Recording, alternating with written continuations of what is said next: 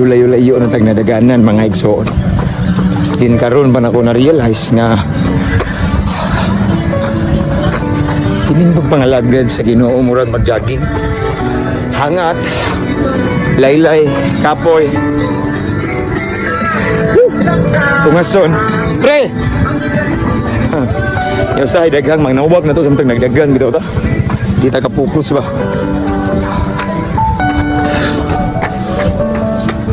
Pero enjoy lang din na to once ma-enjoy na to ang journey.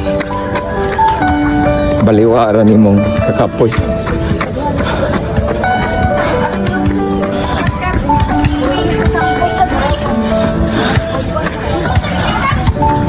Ano eh? Brad. Medyo layo-layo na. Pero basta mag-enjoy lang ka. Kay kabalo ka nga makaayo ni mo. Hindi ka mahunong.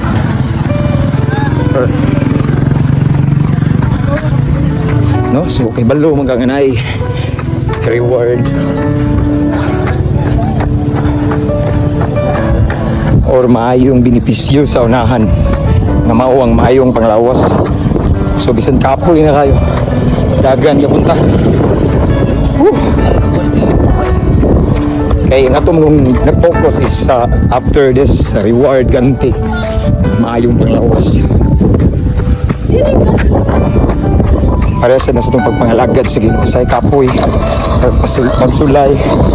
Pagkag mong baby ay indot kayong view. Itong enjoy lang.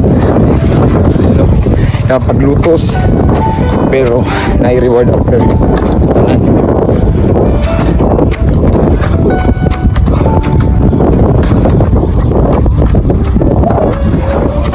daghang distraction.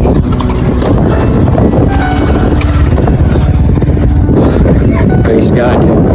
Pero bantilan pa sunahan mag-enjoy ta sunindot nga view ba. Oh, sunset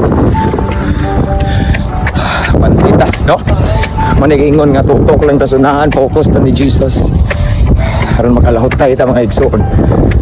Hangat pero worth it. So padayon pa ta taas pa.